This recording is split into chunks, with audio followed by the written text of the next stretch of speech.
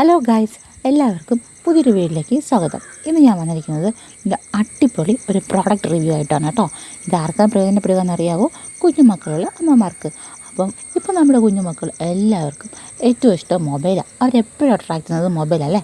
നമ്മൾ എത്ര മാറ്റി വെച്ചാലും അവർ സമ്മതിക്കില്ലാന്നേ. അവർക്ക് മൊബൈലിനോടാണ് കൂടുതൽ ഇഷ്ടം. അത് മാറ്റി പിടിക്കാൻ ഒരു അടിപൊളി പ്രോഡക്റ്റ് ഉണ്ട്. എന്താണെന്ന് ഇതാ കാണിച്ചു തരാം, നോക്കിക്കോ.